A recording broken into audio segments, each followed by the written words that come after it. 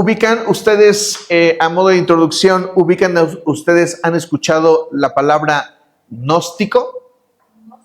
¿Gnóstico o gnóstico? No agnóstico, gnóstico. ¿Sí la han escuchado? Es una palabra que tiene que ver con la filosofía que nació hace muchos años, y en el tiempo de la iglesia de Corinto había gnósticos, y los gnósticos son personas que, en pocas palabras, creen en Dios, pero como que no pueden aceptar la realidad de Él porque no pueden explicarlo. En pocas palabras, un gnóstico es aquel que cree en Dios, pero, o sea, cree que puede existir, pero no da toda la realidad a Dios porque no puede explicar.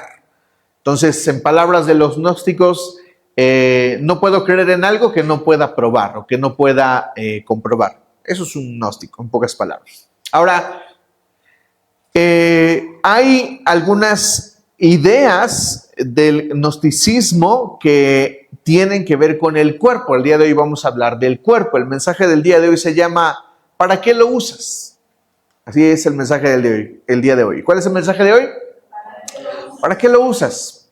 Y justamente estaba revisando, porque estaba leyendo el contexto de los de Corinto, y resulta que había algunas ideas gnósticas que se habían pegado o se habían clavado a la iglesia.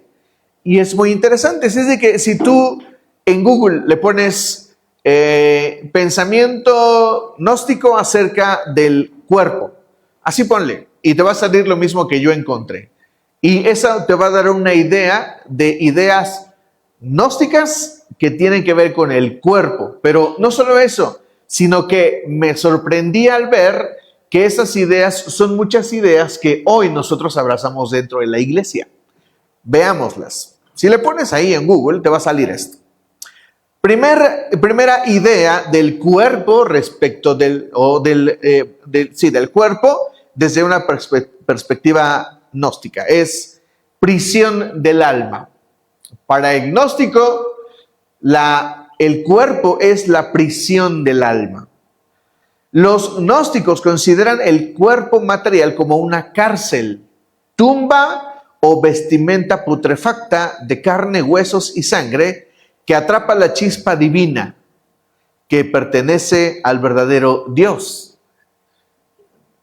¿No les parece muy, muy espiritual? ¿Cómo dice Pablo? ¿Hasta cuándo me libraré de este cuerpo de corrupción? Dice Pablo, ¿no? Y suena muy gnóstico, ¿no? ¿Están de acuerdo? Suena bastante espiritual. Otra idea.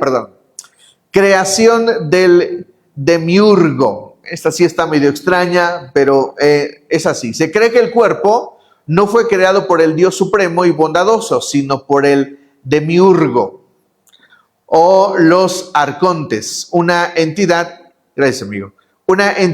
inferior, ignorante o malévola que modeló la materia para aprisionar la luz divina. Esto ya es algo ya ahí mareado, ¿no? Algo volado. Siguiente idea. Fuente de sufrimiento y maldad. Esto suena muy cristiano, ¿no? ¿Cuántos hemos dicho que el cuerpo es lo que usamos para pecar y que esto nos produce sufrimiento y también es fuente de maldad?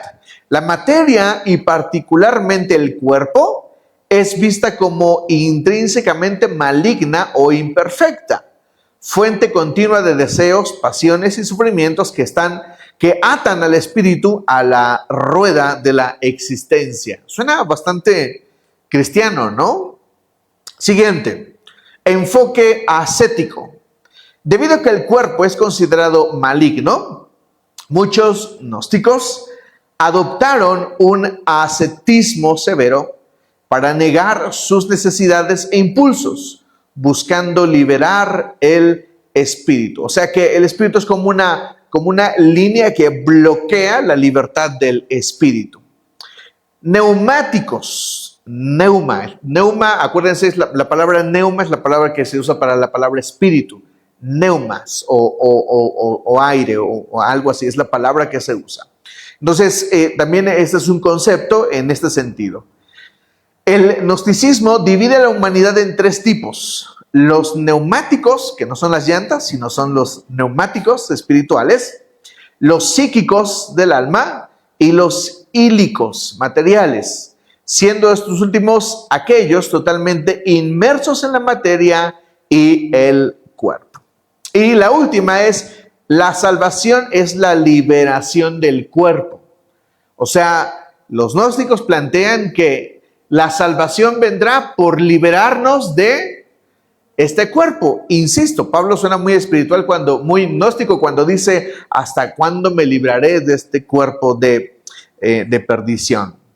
La gnosis o conocimiento superior busca despertar la chispa divina para que tras la muerte el espíritu pueda escapar del cuerpo y del mundo material, el cosmos, para regresar al pleroma o plenitud divina. Está extraño este pensamiento, pero resulta que los gnósticos del tiempo de la iglesia de Corinto, a la que le escribe Pablo, habían también influenciado a la iglesia justamente de Corinto. Y había algunas ideas justamente por esta razón. Pablo tiene y se ve en la necesidad de hablar del cuerpo y de todo lo que está involucrado alrededor de este pensamiento. Vamos allá a 1 Corintios, donde estamos, 1 Corintios 6, donde nos quedamos la semana pasada. Hoy vamos a avanzar algunos versículos. 1 Corintios 6, y estamos ahí en el versículo 12.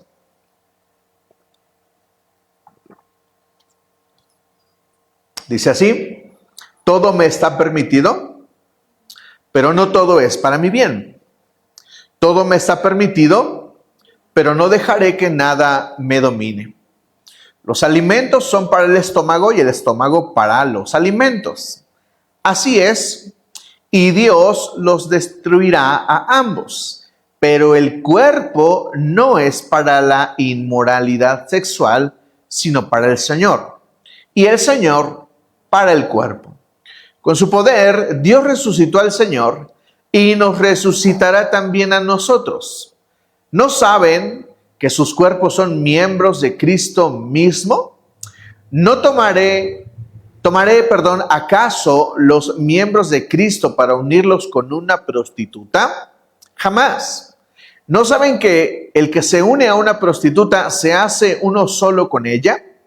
Pues la Escritura dice, los dos llegarán a ser un solo cuerpo. Pero el que se une al Señor se hace uno con Él en espíritu. Y hay justamente una perspectiva que la iglesia ha abrazado, pero tenemos que tener cuidado de que esta perspectiva no se convierta en o abracemos una filosofía del gnosticismo. ¿Entendemos? Porque hemos menospreciado la trascendencia del cuerpo. ¿Me explico? ¿Cómo lo menospreciamos? Cuando decimos que el cristiano está hecho o el hombre está hecho de tres elementos, ¿cuáles son?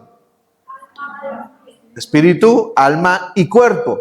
¿Qué es lo más importante?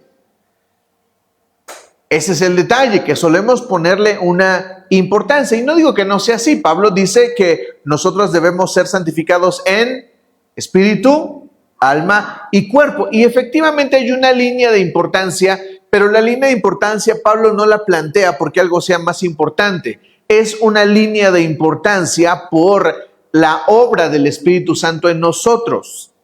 Si pusiéramos una línea de importancia, ¿me ayudan con perdón, Mike, ¿me ayudan con el pizarrón, por favor? ¿Me ayudas, Lalo? Gracias.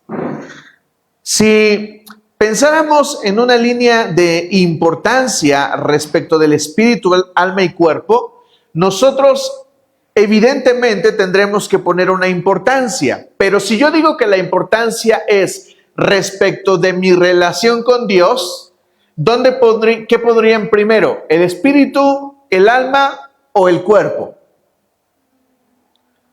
Vamos a razonar, vamos a echarle coco.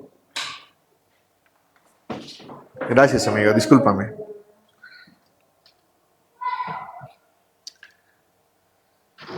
Ahí está bien, amigo, gracias. ¿Qué pondríamos primero?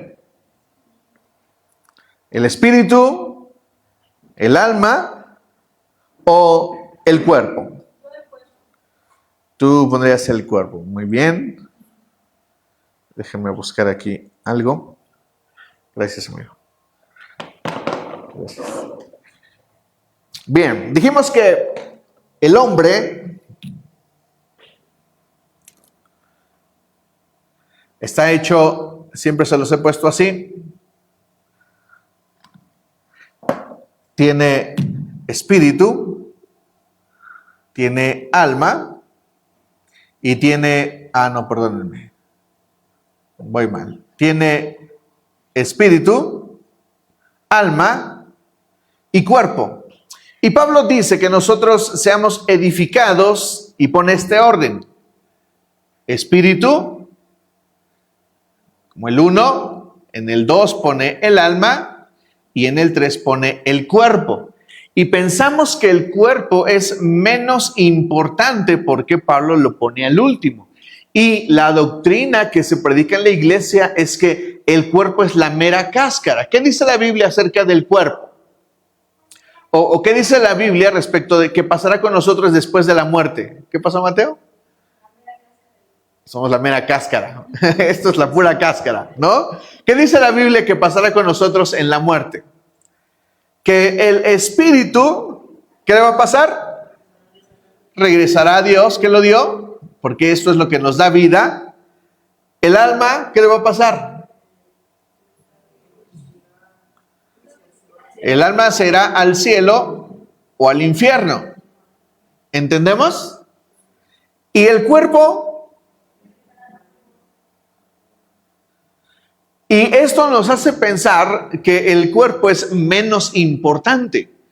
Pero hoy vamos a hablar de la importancia del cuerpo, de la trascendencia del cuerpo respecto de Dios, de la espiritualidad, de propósito, de todo el aspecto cristiano que nosotros deberíamos de tener. Entonces, esta es la formación del hombre. Pero entonces Pablo dice que nosotros seamos edificados en espíritu, alma y cuerpo. Entonces, ¿qué sería más importante? Nosotros pensaríamos que es el espíritu. ¿Qué es lo que nos conecta con Dios? ¿El espíritu, el alma o el cuerpo? El espíritu. Y siempre les he explicado esto. ¿Cuál es la puerta? El alma. Esa es la puerta. Es mi pensamiento, es mi decisión, lo que yo pienso, lo que razono. El espíritu es lo que me conecta con el Espíritu Santo. Por eso Pablo dice que nosotros seamos edificados en espíritu, alma y cuerpo, porque cuando el Espíritu Santo se conecta con mi espíritu, entonces el espíritu le habla al alma.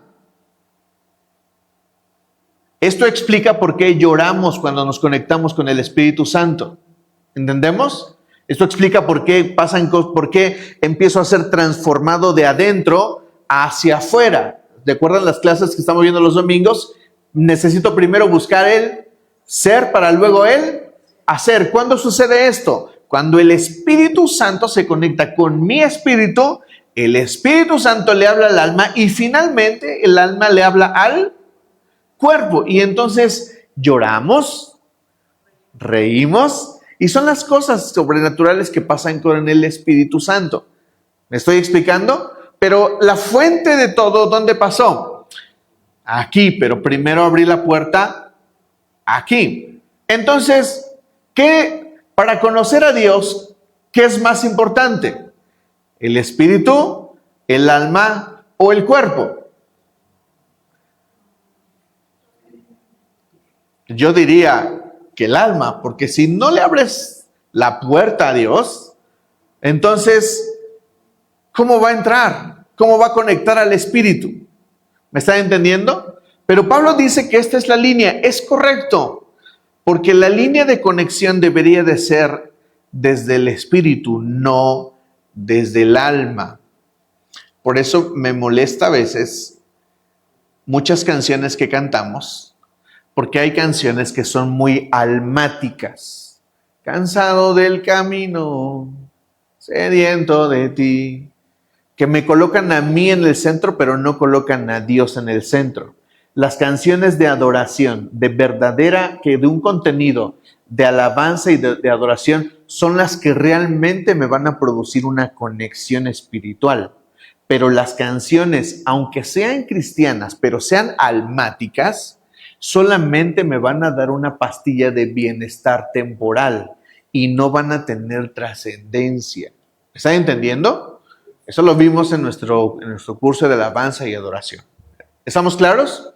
Entonces, lo que quiero decirles es que los tres aspectos son importantes. No hay uno que sea mejor que otro y no hay uno que tenga una importancia mayor. Efectivamente, Pablo coloca una prioridad.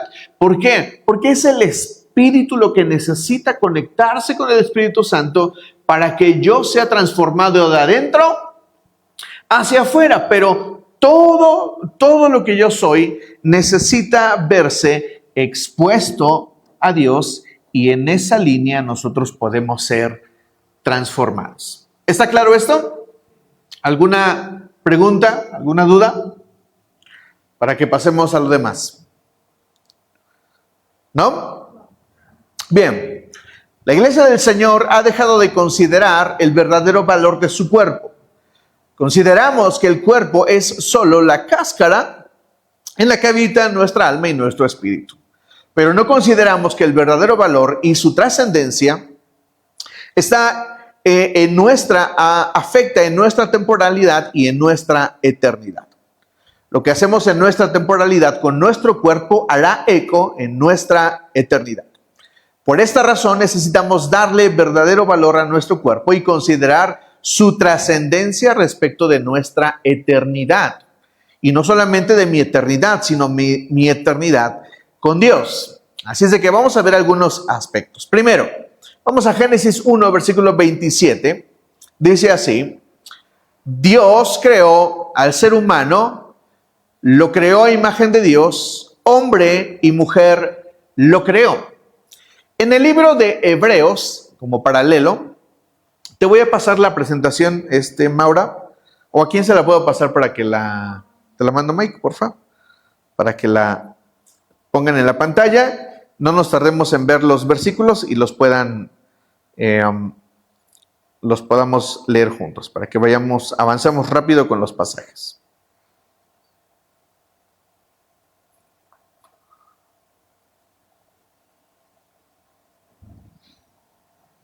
Y de una vez se los voy a mandar a todos para que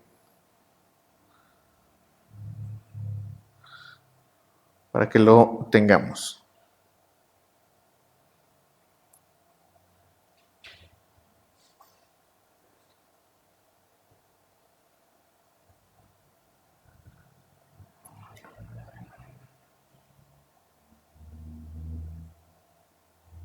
Ok, todos ya lo tienen en su celular.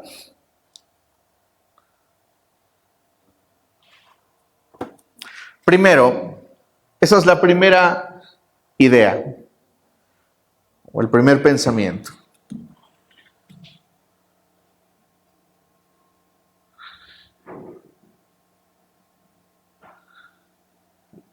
Dios tiene un cuerpo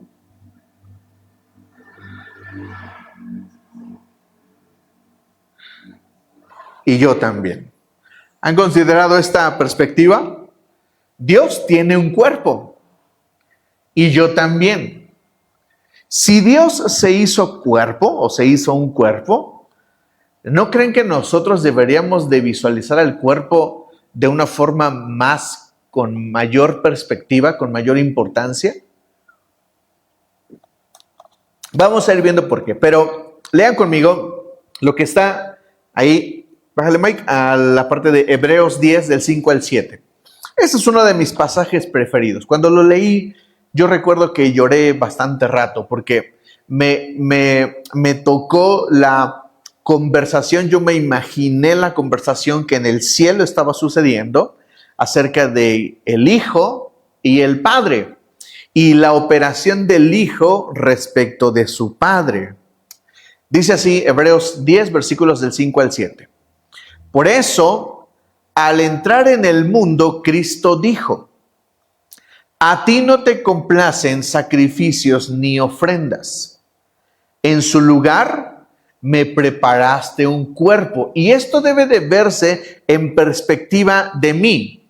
¿Entienden? O sea, si Cristo se hizo un cuerpo, entonces yo me debo de visualizar y comparar con Cristo para entender para qué debería de usar mi cuerpo. ¿Me entienden? O sea, si Cristo tiene un cuerpo, ¿para qué usó su cuerpo? Y de la misma forma en que usó su cuerpo, yo debería de considerar usar mi cuerpo. ¿Me están entendiendo? Miren, por eso me encanta este pasaje. Dice, por eso, al entrar en el mundo, Cristo dijo: a ti no te complacen sacrificios ni ofrendas.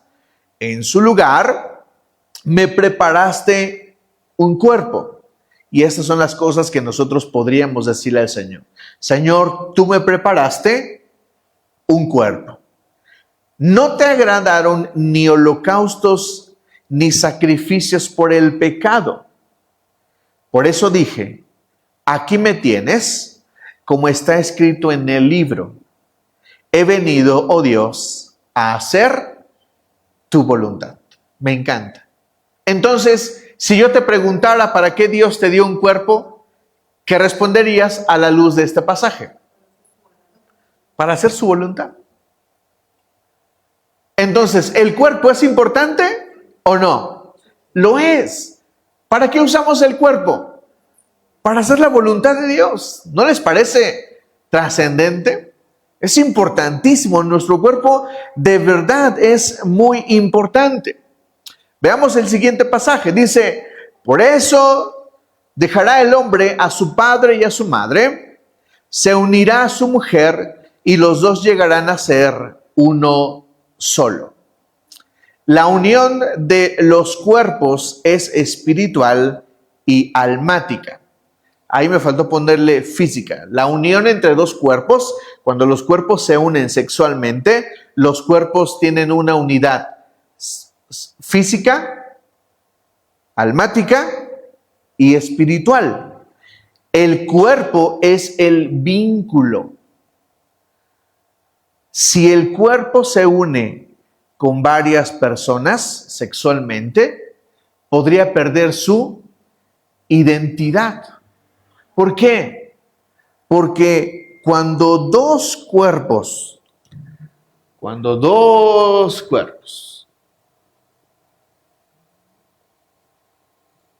perdonen mis muñequitos.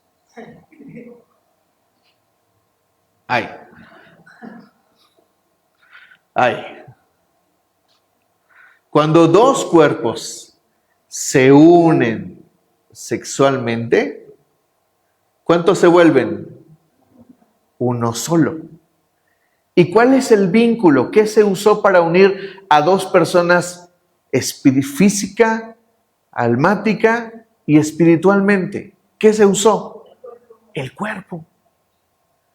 Entonces, ¿el cuerpo es importante? Lo es. Porque el cuerpo afecta mi identidad, afecta mi alma y afecta mi espíritu. Por eso dice la Biblia que cuando nos unimos al Espíritu Santo, ¿cuántos nos hacemos? Uno solo. Por eso la Biblia, nos habla de la unidad de la iglesia con el Espíritu Santo, y para hacerlo nos lo revela a través del sexo. El libro de Cantares es un libro que habla de pasión, de amor, pero la mujer o la amada representa ¿a quién? A la iglesia. ¿Y el amado representa a quién? A Cristo. Y cuando Eclesiastés habla esas profundidades de expresiones de amor y de piropos y de esas cosas que qué bonita eres, estoy diciendo lo menos que dice Eclesiastés, pero habla de estas expresiones ¿Y qué se usa para vincular a dos personas? El cuerpo. Entonces, ¿el cuerpo es importante? Sí. ¿Trasciende en mi espiritualidad? Sí, no solo es la cáscara. Es un instrumento que yo puedo usar para construir o deconstruir mi espiritualidad. ¿Entendemos? Por eso el cuerpo es importante. Y yo necesito considerar esta importancia. ¿Entendemos? Esta es la siguiente idea.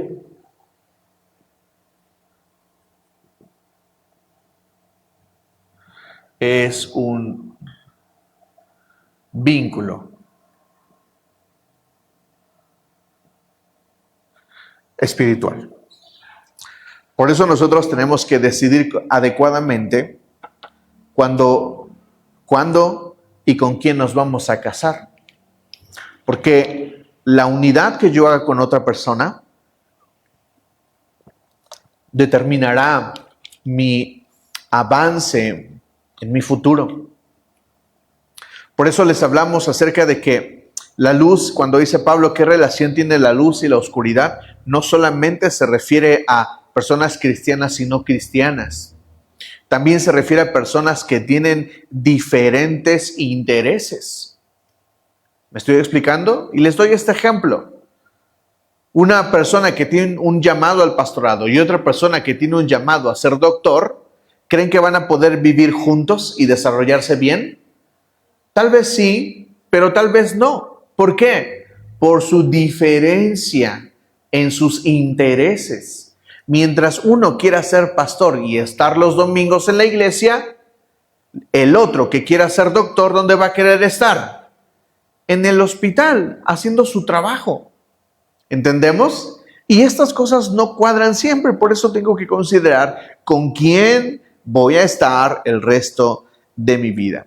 Siguiente pasaje, está ahí en Efesios versículo 4, versículos del 4 al 6. Hay un solo cuerpo y un solo espíritu, como también fueron llamados a una sola esperanza, un solo Señor, una sola fe, un solo bautismo, un solo Dios y Padre de todos, que está sobre todos y por medio de todos y en todos. Y ahí puse estas ideas. La iglesia es comparada con un cuerpo. Podemos considerar que un cuerpo puede funcionar bien, pero también puede funcionar mal. Entonces, cuidar nuestra salud puede hacer que la iglesia funcione mejor. Cuidar mi salud significa cuidar a la iglesia. No deberíamos menospreciar nuestro llamado. No valorar mi salud es lo mismo que no valorar mi ministerio y mi llamado. ¿Entendemos? No valorar mi salud es lo mismo que no valorar mi ministerio y mi llamado. Porque si no tengo salud para desarrollar mi llamado, puede ser que lo realice. ¿Cuántos años? Poquitos. Mi esposa está leyendo un libro del pastor John Guicho que se llama Más que Números, ¿no? Así se llama el libro. Y el pastor John Guicho no se detiene, se lanza con todo. Y él dice que cuando ha venido a Latinoamérica, una de las cosas que más le han sorprendido es que los pastores en su mayoría tienen sobrepeso. Y les sorprende las actividades que los pastores hacen después de la reunión los domingos. ¿Qué hacen los pastores después de la reunión los domingos? Comer. Y no comer ligeramente. ¿Qué comen? Lo que se les ponga en el camino. ¿Entendemos?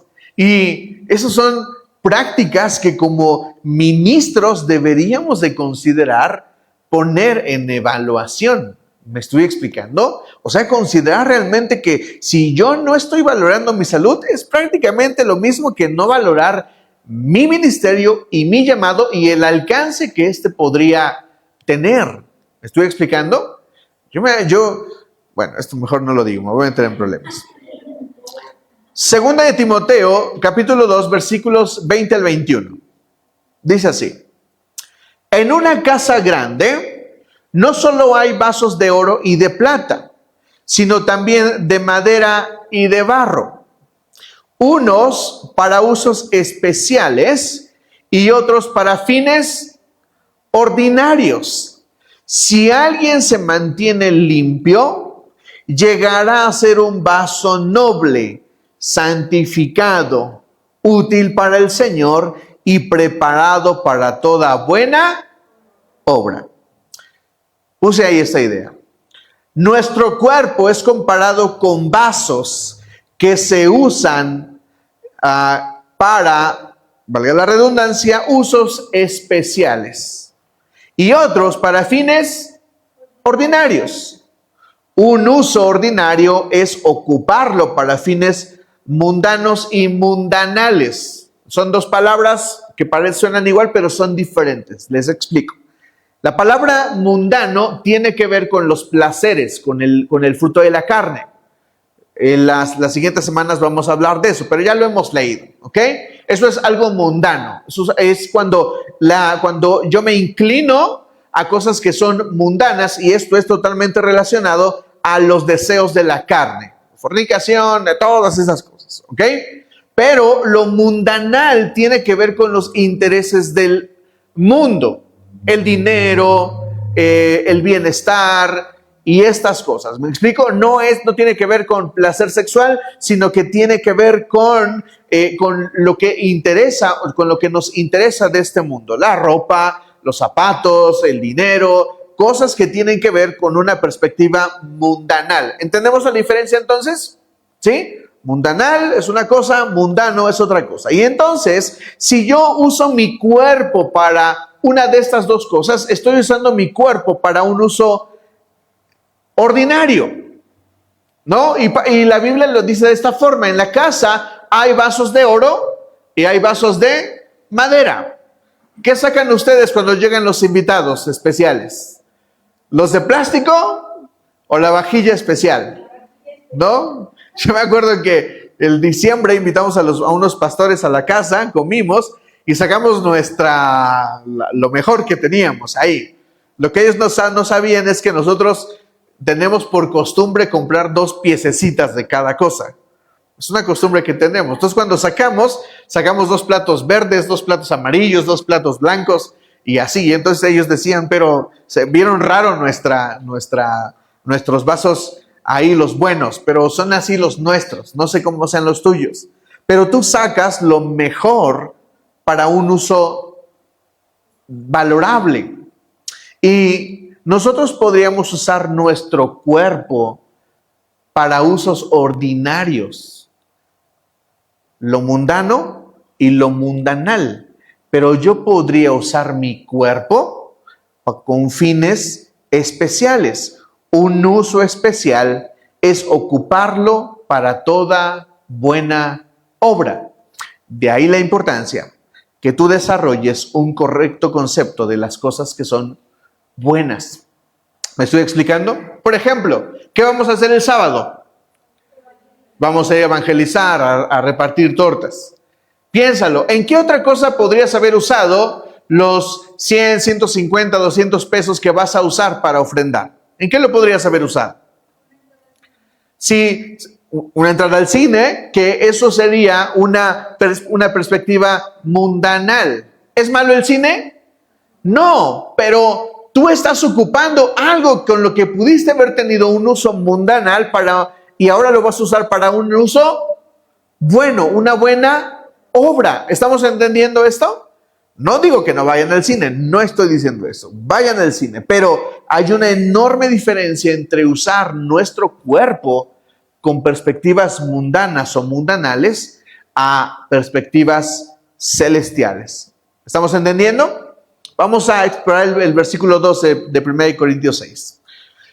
Todo me está permitido, pero no todo es para mi bien. Todo me está permitido, pero no dejaré que nada me domine. El cuerpo puede ser dominado. El origen del dominio está directamente relacionado a su estructura natural. ¿Por qué tu cuerpo puede ser dominado? ¿Por qué tu cuerpo puede ser dominado? Podemos ser dominados por lo que nuestro cuerpo experimenta. Podemos ser dominados a través de nuestros sentidos. ¿Cuáles son nuestros sentidos? Oído, tacto, gusto y vista. Ahora, díganme, ahí puse un ejercicio. Haz una lista de las cosas que puedes hacer que no están mal, pero que te pueden dominar. Hagámosla.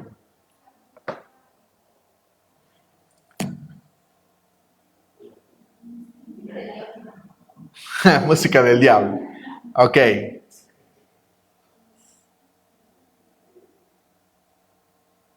Escuchar música, la voy a poner como incorrecta.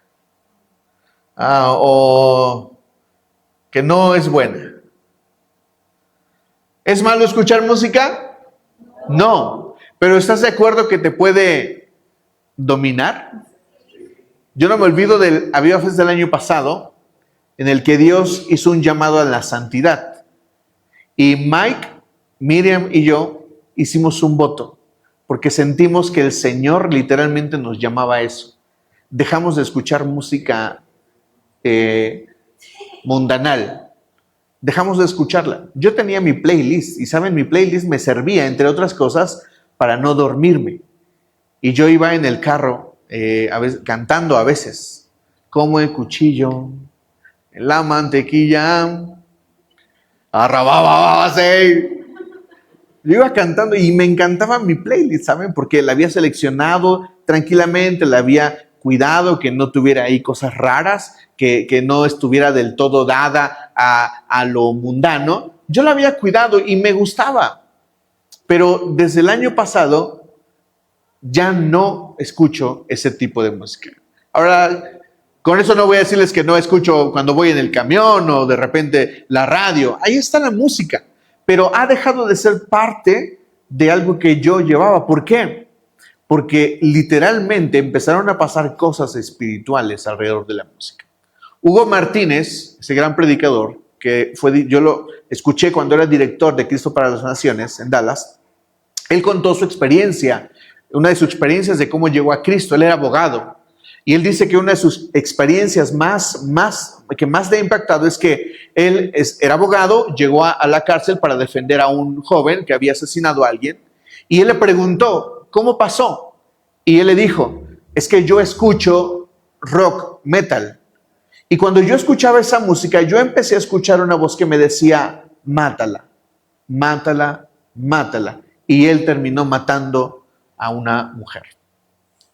Porque yo puedo escuchar la música, pero la música tarde que temprano me puede dominar. ¿Qué otra cosa puedo hacer que no es mala, pero que me puede dominar? Ver series.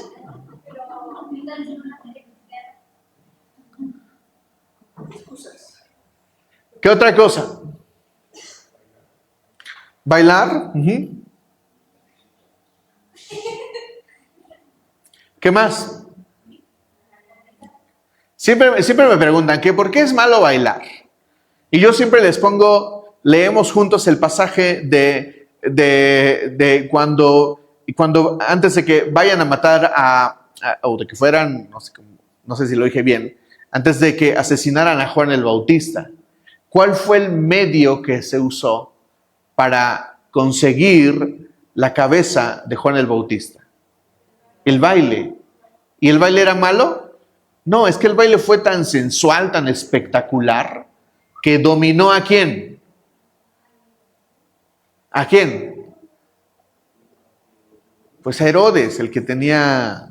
¿Sí, no? ¿Qué más? ¿Qué otra cosa no es mala? ¿Cómo? Comprar, ¿sí? ¿Hay aquí algún vicioso de comprar en línea? Tengan cuidado porque esa cosa domina. ¿Ok? Aquí en la iglesia había una persona, no voy a decir quién, pero espero que el Señor ya la haya liberado. ¿El trabajo en exceso? ¿El trabajo es malo? Pero cuidado, porque el trabajo un día te puede dominar. ¿Qué más? ¿Cómo? El alcohol, sí, la bebida. No, por favor. ¿Cómo? Ni alcohol. Sí, no deberíamos de ponerlo aquí. ¿Por qué, Enrique? Porque más que nada eso es una adicción. Ajá. Y afecta lo que es al cuerpo, no a lo espiritual, no, bueno, a la iglesia. ¿No? Sí, ya es. El día que tú te tomes más de 2, ese día ya estás dominado. O sea, tú no puedes decir que te tomas 3 y ya. El día que te tomes más de 2, estás siendo dominado. La pastora Ángeles, una pastora que nos ministró, ella decía que el alcohol es una droga o es un vicio almático. Porque lo que causa el vino o el alcohol en su primera línea es un bienestar almático. Y cuando uno se siente bien, en ese momento, o sea, si tú te tomaste 2 y ya estás sonriendo como de la nada, ya has perdido porque ya estás empezando a ser dominado. ¿Sí? Amistades, exacto. ¿Cómo?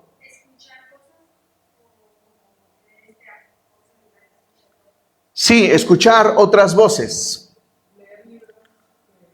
Sí, que son libros, conferencistas, películas, cosas que me hagan perder el equilibrio mental.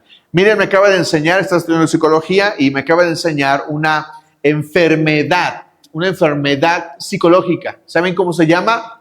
Down scrolling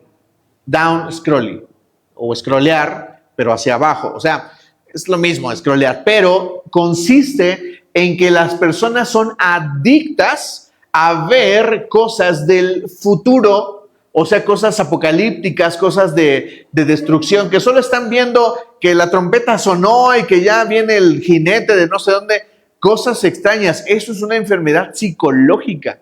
Si tú ves o quieres ver puras de esas cosas, te tengo una mala noticia. Tienes una enfermedad psicológica que se llama Down scrolling. Miriam. También hay influencers que se dedican simplemente a hacer down scrolling, que es como alarmar a la gente para hacerse virales y que la gente los esté consumiendo. Entonces hay gente que se dedica a eso y gente que la consume. Exacto. Se considera ya una enfermedad mental. Sí, es totalmente una enfermedad mental. ¿Qué opinan de esta? Comer. ¿Es malo comer? No. Es bueno comer, debemos de comer, es una necesidad. Pero si no tienes cuidado, la comida te puede dominar. ¿Saben que el azúcar está ubicado entre el compendio de drogas y que es más adictiva que la cocaína? Yo siempre les he dicho que cuando ayunamos y ustedes les entra la ansiedad de comer, siempre les he dicho esto. Lo primero que tu cuerpo te está pidiendo no es comida, te está pidiendo azúcar. Es la realidad de los cristianos de hoy. Cuando ayunamos, a las 3 horas sientes hambre, no tienes hambre. Tu cuerpo entró en un estado de ansiedad que te está pidiendo azúcar. Y esto es grave. ¿Qué usamos para eso? El cuerpo. Entonces, cuando Pablo dice que hay cosas que me son permitidas, pero no todo es para mi bien, y que hay cosas que me están permitidas, pero no dejaré que me dominen, se refiere a que el cuerpo es el vínculo que puede llegar a ser dominado. ¿Entendemos? Entonces yo debería de considerar mejor acercarme a aquellas cosas que pudieran dominarme. ¿Entendemos? De hecho, hay cosas que ya nos dominan y ustedes podrían decir que no, pero no es cierto. Sí es cierto. Si ustedes toman refresco todos los días para comer, les tengo una noticia. Están siendo dominados por el refresco. Si ustedes necesitan forzosamente un agua de sabor o dulce en la bebida para comer, les tengo una noticia. Están siendo dominados por eso. Es el cuerpo. ¿Qué usamos para eso? El cuerpo. ¿Qué es lo que me domina? ¿Qué es lo que es dominado? El cuerpo. ¿Entendemos? Y yo podría hacer todo esto que es bueno y la lista puede seguir, pero tarde que temprano me daré cuenta de que ya no es tan bueno como yo creía, sino que terminó en algo que se convirtió en pecado. ¿Entendemos? Y si yo dejo que esto me domine, esto es bueno, pero cuando me domina, esto se convierte en idolatría. Porque mi cuerpo debería de representar el dominio del Espíritu Santo. Y si no me está dominando el Espíritu Santo y me está dominando algo de esto, no estamos siendo dominados por el Espíritu Santo. Y no estoy diciendo que nos hagamos extremistas. Estoy diciendo que desarrollemos conceptos equilibrados. ¿Me dicen amén?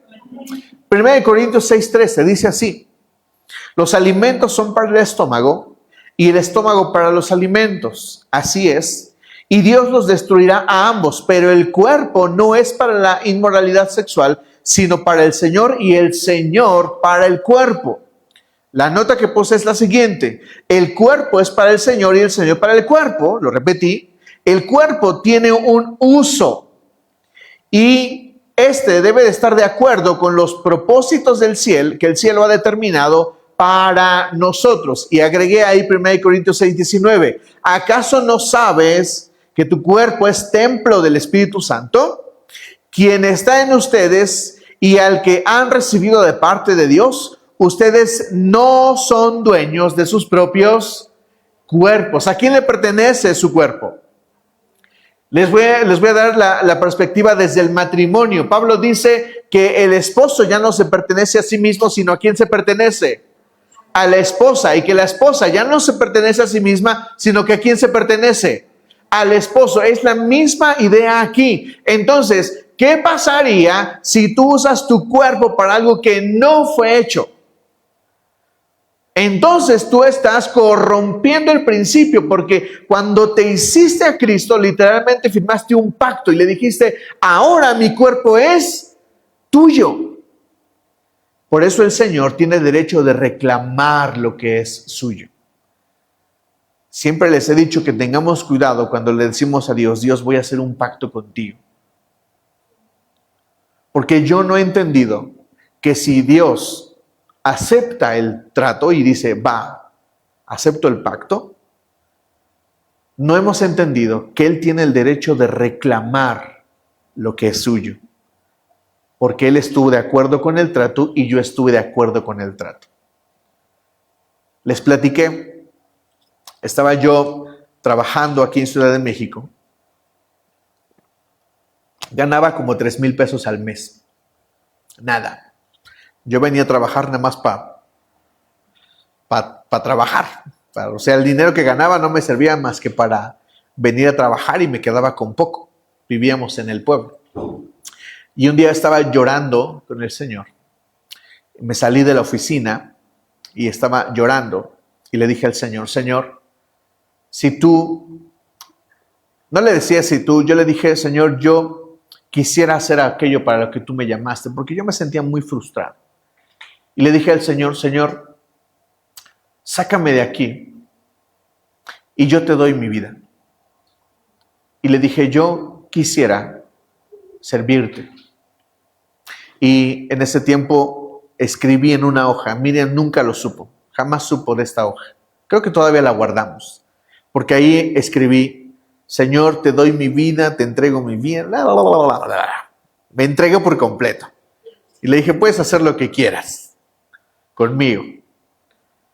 Y entre esas cosas puse, si quieres te sirvo de pastor. Pero por favor, hazme un buen pastor, le dije al Señor. O sea, no, lo que yo veía era que mi vida estaba sirviendo para nada. Y le dije al Señor, si yo te puedo servir, por favor, que sea para algo bueno. Si voy a ser empresario, porque quiero ser empresario, que sea para algo bueno, le dije al Señor. Y una semana después, yo no lo olvido. Miriam jamás lo supo, yo escondí esa hoja, jamás la vio. Y en ese tiempo estábamos orando y ¡pum!, que suelta la palabra profética. Eso que tú dijiste la semana pasada, lo tomo. Y yo firmo, dijo el Señor ese día. Porque yo aparte puse una línea y puse, Dios, aquí firmas tú. Y yo acá, nadie firma, yo acá firmé. Y esa hoja la firmó el Señor. Desde ahí, el Señor no me soltó. El llamado jamás lo pude quitar, fue más claro, fue más visible para mí. Solamente me tocó pasar el proceso. ¿Entienden? Si el Señor toma lo que tú le prometiste, Él tiene derecho a exigir lo que le prometiste. ¿Entendemos? ¿Y qué va a usar? El cuerpo. ¿Entendemos? Romanos 12, versículos 1 y 2 dice, por lo tanto, hermanos, tomando en cuenta la misericordia de Dios, ruego que cada uno de ustedes en adoración espiritual ofrezca ¿qué? ¿Ofrezca qué? Su cuerpo. Dice, considera que Dios ha sido bueno contigo y si Dios es bueno contigo, haz un sacrificio espiritual, haz una adoración espiritual y ofrécele tu cuerpo. ¿Qué usamos entonces? ¿Qué debería de ser todo hijo de Dios para adorar al Señor? Podemos decir con toda claridad que toda acción que esté relacionada con la voluntad de Dios y con el propósito que Dios ha determinado para mí es una acción de adoración. Por lo tanto, toda acción contraria es un acto de idolatría. Porque si yo he decidido darle a Dios mi cuerpo, entonces Él lo va a usar y lo querrá usar. Romanos 6:13, ¿qué nos dice? No ofrezcan los miembros de su cuerpo al pecado como instrumentos de injusticia, al contrario, ofrézcanse más bien a Dios como quienes han vuelto de la muerte a la vida, presentando los miembros de su cuerpo como instrumentos de justicia. Hablo en términos humanos por las limitaciones de su naturaleza humana. Antes ofrecían ustedes los miembros de su cuerpo para servir a la impureza, que lleva más y más a la maldad. Ofrézcanlos ahora para servir a la justicia, que lleva a la santidad. De ahí está la nota. El cuerpo ha de ser instrumento de justicia y santidad en razón de la vinculación con Cristo. 1 Corintios 6:14 dice así: con su poder Dios resucitó al Señor y nos resucitará también a nosotros. Quiero hacerte una pregunta. Cuando te resucita el Señor, ¿cómo piensas que vas a resucitar? ¿Ideas? ¿Cómo piensas que será tu resurrección? ¿Te van a salir alitas? Sí. Los muertos resucitarán primero. Y no puede ser otro cuerpo, sino el cuerpo que murió.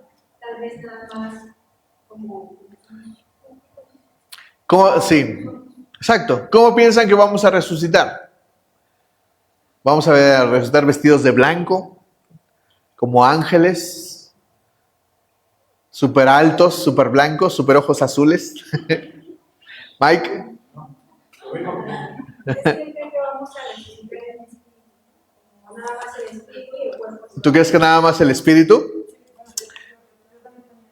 Ok. Romanos 8:11, ahí está. Dice así: y si el espíritu de aquel que levantó a Jesús de entre los muertos vive en ustedes, el mismo que levantó a Cristo de entre los muertos también dará vida ¿a quién? Entonces, ¿qué va a resucitar? Tu cuerpo, el mismo que tienes. Si pensabas que ibas a resucitar como Brad Pitt o Angelina Jolie, estamos equivocados. Yo me imaginaba más alto. Te imaginabas más alto en la resurrección. Con chinos naturales y no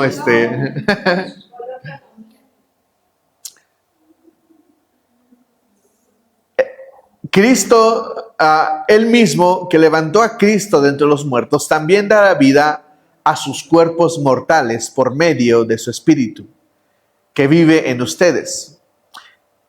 ¿Qué es lo que el Señor va a resucitar? Nuestro mismo cuerpo. De la misma forma en que el Espíritu Santo resucitó a Jesús, de esa misma forma nos resucitará a nosotros. La única característica que nos dará es la glorificación, o lo que Jesús mencionó, la incorrupción. Porque recuerden que volveremos al original. ¿Quién es el original? Adán y Eva. ¿Cómo era el cuerpo de Adán y de Eva? Incorruptible. Nosotros tendremos el mismo cuerpo, solamente que seremos incorruptibles. No seremos angelitos transparentes. Seremos los mismos. Por eso la Biblia dice que Jesús es el primogénito ¿de quién? De la resurrección. Es el primero que ha resucitado. Y nosotros tenemos que considerar a Cristo como la imagen. ¿Qué resucitó de Cristo? ¿Resucitó como espíritu? No. ¿Qué resucitó? Su cuerpo. ¿Qué es lo que ascendió al cielo? Su cuerpo. ¿Recuerdan lo que dice el relato de Hechos? ¿Cómo ascendió Jesús? Él estaba y de repente empezó ¿a qué? A flotar. Y desapareció. ¿Alguien tiene una perspectiva diferente a esta? La puede decir. No quiero decir yo que tengo la razón, pero lo que todo parece indicar es que nosotros seremos resucitados en este mismo cuerpo. Un cuerpo glorificado, sí. Un cuerpo incorruptible, sí. Pero el mismo cuerpo. ¿Entendemos? Esto es trascendente. Ahora yo te pregunto, ¿no es importante tu cuerpo? ¿Qué es lo que va a resucitar el Señor? Tu cuerpo. ¿Entendemos? Ahora se está preguntando, ¿va a resucitar el joven o el viejito? ¿Seguirá con los tatuajes? ¿Con tatuajes o sin tatuajes? No sé. Pero piensa esto. ¿Qué le dijo Jesús a Tomás cuando resucitó? Mira mis manos y mira mi costado. Jesús traía las marcas. ¿Qué es lo que Juan vio en el Apocalipsis? Por supuesto que vio a un Cristo glorificado, a un Cristo incorruptible. Yo les pregunto, ¿vio a un hombre o vio a un espíritu? ¿Allá? Bueno, yo tengo una duda. Sí. Yo ahorita no lo tengo muy claro, pero sí entiendo la parte cronológica de esta parte del milenio y todo eso. Mi pregunta es si en algún momento cuando estemos con él, ya, porque estás hablando de la parte donde se resucita el cuerpo y donde vamos a ascender con él, ¿no? Y ya estamos. Y luego viene la parte de las bodas del Cordero. Y durante ese tiempo, cuando estamos en las bodas del Cordero, el juicio de entregar las coronas, no hay una parte, no recuerdo bien si hay una parte donde nosotros seremos glorificados o transformados. Porque, por ejemplo, las personas que están marcas, las personas que están rojas, las personas que murieron, por ejemplo, como conferencista que no tiene manitas, no tiene pies, solamente es el puro tronco.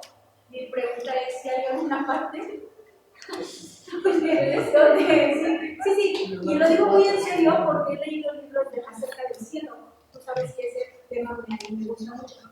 algunos testimonios, algunas obras literarias hablan acerca de que nosotros, de que cuando llegaron y vieron a sus familiares o vieron a sus personas familiares conocidas, las vieron diferentes o en su juventud o con los miembros de su cuerpo. Bueno, es una pregunta que me hago y qué parte de la teología podría caber. Sí, yo pondría este comentario, que es una perspectiva personal. Esa es una perspectiva personal mía. Yo pienso que si yo les preguntara por qué las personas enferman, ¿qué me dirían? ¿Es una consecuencia de qué? Del pecado. ¿Sí? ¿Están de acuerdo conmigo? La enfermedad no debería de ser parte de la vida del hombre. Adán y Eva no enfermaban. Entonces nosotros, ¿por qué enfermamos? Por causa del pecado. ¿Por qué lo sé? Porque la Biblia dice que en la Biblia Él se llevó ¿qué? Nuestros dolores y nuestras enfermedades. Mi pensamiento es que nosotros seremos restablecidos, que las extremidades estarán completas, creo que los defectos físicos se quitarán. Pienso que esa será una característica de nuestra eternidad. Pienso que resucitaremos en un cuerpo que no solamente ha sido, que no solamente se le ha quitado lo que lo destruye, sino el efecto del pecado. Esa es mi perspectiva. Porque la Biblia dice que las cosas serán restituidas. Por ejemplo, hablando de cuerpos, ¿los animales van al cielo o no? Sí. Algunos han considerado que no, otros que sí, pero yo soy honesto con ustedes, yo no tengo una respuesta, pero cuando la Biblia dice que las cosas serán restablecidas, yo no solamente puedo pensar en el hombre, tengo que pensar en toda la naturaleza, en toda la creación. Y eso me hace pensar a mí, la Biblia no lo dice, por lo tanto yo no puedo venir aquí a decirles que mi Lucas lo voy a encontrar en el cielo. No puedo decir eso, pero puedo decir que, pero en mi lógica mental, si las cosas serán restituidas, pienso que la naturaleza también podría ser restituida. Es mi idea, pero ojo con lo que les estoy diciendo, para que no vayan a decir que yo dije que los animales resucitan y que van al cielo. Yo estoy diciendo que si la Biblia dice que todas las cosas serán regresadas al original, entonces sí es posible que la naturaleza se encuentre en esa reintegración. ¿Me estoy explicando? ¿Me entienden? Porque los animales no tienen razonamiento. No, ellos no razonan, pero tienen alma, ellos sienten. Los animales de verdad expresan amor. Por eso animales como los perros son tan fieles, porque tienen esta característica. Ellos sienten, ellos sí experimentan el sentir. Por eso son tan fieles. ¿Me explico? Otros animales no tanto, pero el asunto es que la Biblia dice que habrá una reestructuración. ¿Ok? ¿Algo más? Entonces, el Señor resucitará, dice Romanos, y si el espíritu de aquel que levantó a Jesús de entre los muertos vive en ustedes, él mismo que levantó a Cristo de entre los muertos también dará vida a sus cuerpos mortales por medio de su espíritu que vive en ustedes. En este sentido, ya para ir terminando el mensaje, pienso que nosotros deberíamos de valorar más nuestro cuerpo y que deberíamos de responsabilizarnos más. ¿Por qué? Cuando la Biblia dice que en el cielo nosotros arrojaremos nuestras coronas al Señor, ¿qué es lo que le vamos a arrojar? Piénsenlo. ¿Qué es lo que vamos a arrojar? ¿Nuestro tiempo de oración? ¿O le vamos a arrojar nuestras horas de leer la Biblia? ¿Qué le vamos a arrojar al Señor? ¿A qué se debe la corona de la vida? ¿A qué se debe la corona de la vida? Vamos a buscar el pasaje. No lo tenía preparado. Vamos a buscar ese pasaje donde se nos menciona la corona de la vida y también se nos dice de qué va la corona de cómo es que tú vas a ganar la corona de la vida.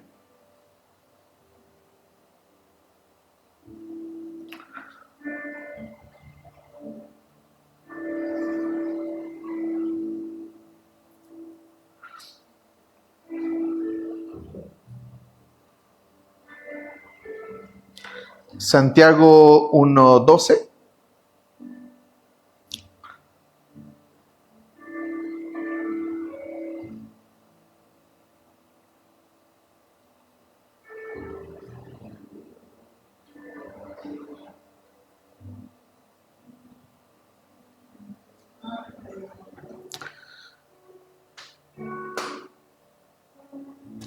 Bienaventurado el varón que soporta, ¿qué?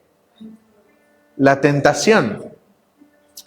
Porque cuando haya resistido la prueba, recibirá, ¿qué? La corona de la vida, que Dios ha prometido a los que le aman. Miren, me he insistido que les predique acerca de las coronas mencionadas en la Biblia. Esta es una. La corona de la vida la obtendremos por nuestra santidad. Y estés preparado o no para esto, te lo tengo que decir con todo mi amor.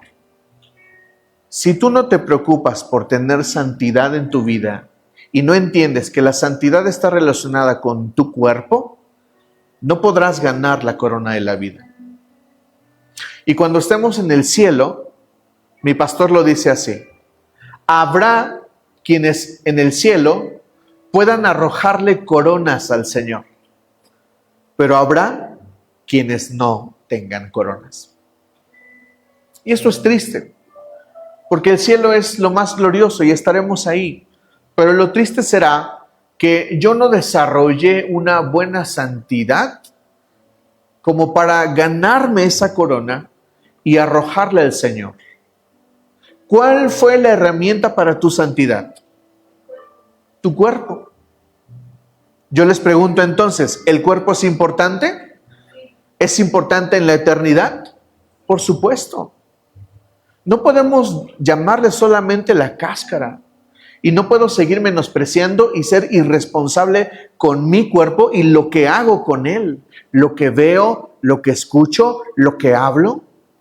¿Con quién me relaciono? ¿Con quién tengo relaciones sexuales? Porque si yo no tengo en cuenta esto, no puedo desarrollar una santidad. Porque tan solo hacer esto, yo perderé la corona de la vida. Es triste. Y imagínense el evento, miles de santos por todos lados, en el cielo, y de repente el momento célebre, ese momento glorioso donde todos arrojaremos nuestras coronas. Ahora imagínate con las manos vacías.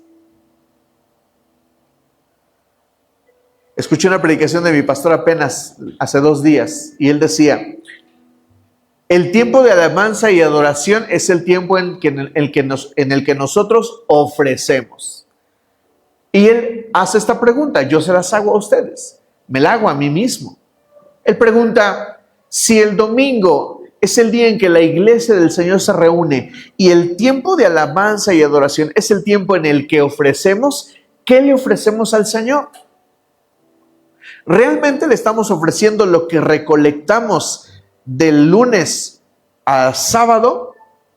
¿Realmente nos preocupamos por usar nuestro cuerpo bien para traerle al Señor coronas? Porque será el mismo evento que pasará en el cielo. ¿Tendremos coronas para arrojar a sus pies? Pregunto otra vez, ¿creen que el cuerpo es importante? Lo es. Y tendríamos que empezar a considerar, de verdad, cuidar mejor nuestro cuerpo. y analizar qué es lo que estamos haciendo con él. 1 Corintios 6, versículos 15 al 16. ¿No saben que sus cuerpos son miembros de Cristo mismo? ¿Tomaré acaso los miembros de Cristo para unirlos con una prostituta? Jamás. ¿No saben que el que se une a una prostituta se hace un solo cuerpo con ella? Pues la Escritura dice, los dos llegarán a ser uno solo. Y puse ese comentario. Unirnos con otro cuerpo no solo es hacer algo malo o cometer idolatría. Unirnos con otro cuerpo pervierte todo el propósito del mismo cuerpo. ¿Qué es la perversión? ¿Se acuerdan? Les he enseñado, ¿qué es la perversión? Es torcer, distorsionar, usar algo para lo que no se debería de usar. La perversión es que usaste algo para lo que no debiste de haber usarlo. ¿Me explico? En la cocina, cuando estudiaba, me enseñaron que la tabla roja, la tabla para hacer cortes, la tabla roja era para cortar carnes. Me enseñaron que la tabla azul era para cortar mariscos. Me enseñaron que la tabla blanca era para cortar verduras o frutas. Y la amarilla creo que era para las frutas y la blanca era para las verduras. Me enseñaron eso. Entonces yo cuando me casé, me compré mi tabla azul, mi tabla blanca y creo que tenía una amarilla. Y un día nos dio igual. Usamos la tabla para lo que fuera. ¿Qué hicimos? Pervertí el uso que se le debería de dar. Y nosotros pervertimos nuestro cuerpo y perdemos identidad. Porque cuando nos hacemos uno con algo que no está, que no debería de estar ahí, entonces yo pervierto el propósito de mi cuerpo.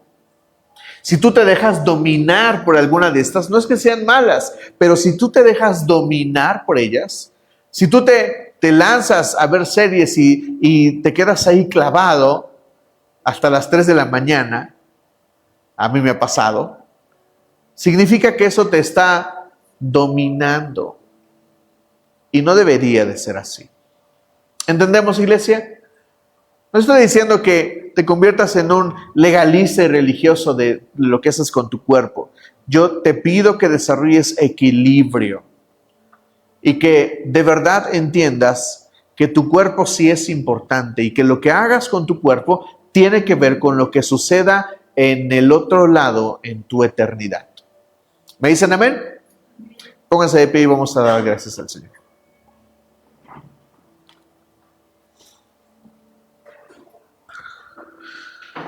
¿Salimos bien con el audio? ¿Sí? Gracias. Bien. Vamos a orar, por favor. Señor, te damos gracias en el nombre de Jesús por el cuerpo que nos has dado. Señor, tal vez algunos de nosotros hemos luchado por aceptar nuestro cuerpo. Algunos de nosotros, Señor, quisiéramos ser más altos. Algunos de nosotros quisiéramos tener menos de algo, más de otra cosa. Y si nosotros hemos pensado así, te pedimos perdón, Señor. Creemos que tú nos has hecho con propósito.